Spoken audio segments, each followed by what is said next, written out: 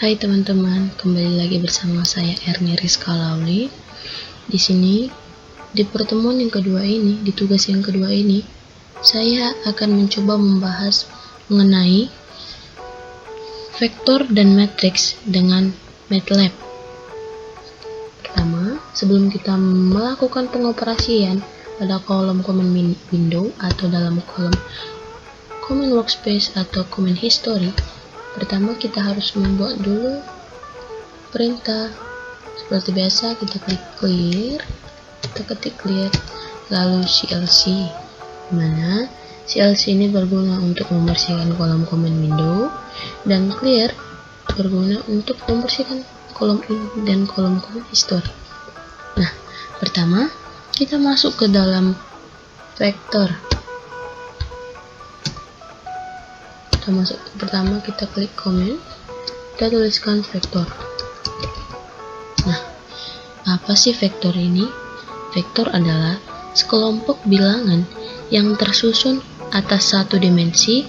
Dimensi ini bisa berupa baris atau kolom. Nah, sebelum masuk ke dalam contoh, kita harus tahu apa lambang-lambang yang ada di dalamnya. Vektor atau matriks didefinisikan dengan tanda kurung siku. Tanda kurung siku seperti ini. Dan untuk memisahkan kolom digunakan tanda koma. Selanjutnya dengan menggunakan spasi tanda titik koma.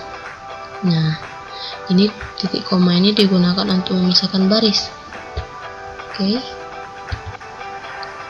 Kita masuk ke dalam contoh vektor.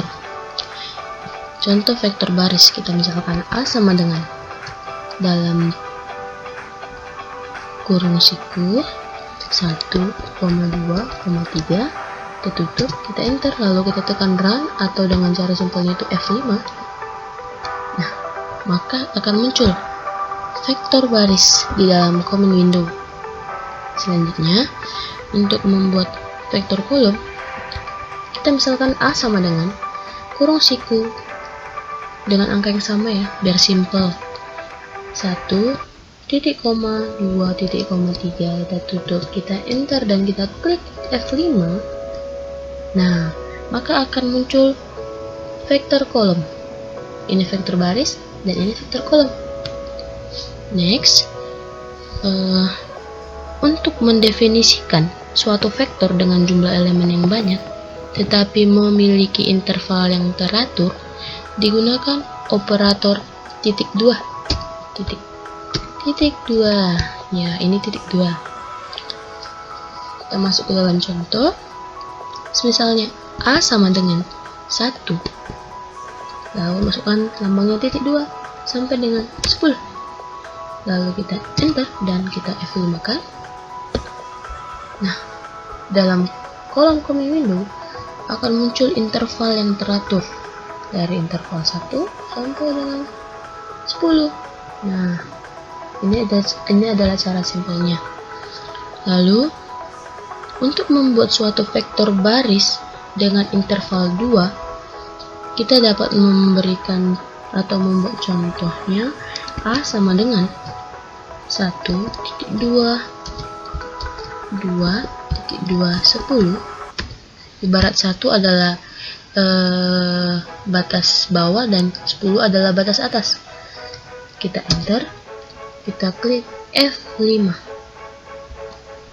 Nah, maka akan muncul vektor baris dengan interval 2, di mana tiap angka awal ke angka selanjutnya itu dilompati 2 angka.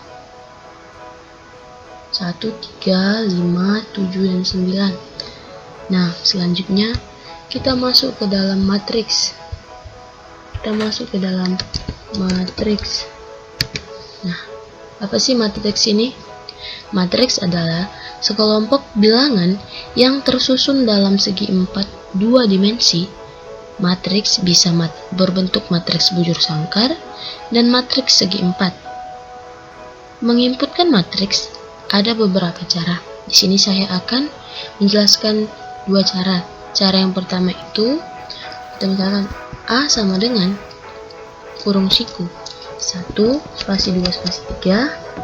Ini masing-masing angka kita buat spasi, lalu kita titik komakan, kita lanjut 4 5 6 titik koma 7 8 9, kita tutup, lalu kita enter dan kita F5 kan. Nah, maka akan muncul bentuk matriks yang pertama, matriks 3x3 atau matriks ordo 3, di mana memiliki baris 3 dan kolom 3. Cara yang kedua, kita gunakan, misalkan A sama dengan kurung siku 1 2 3, kita enter, kita lanjut 4 5 6, maaf ya, 4 5 6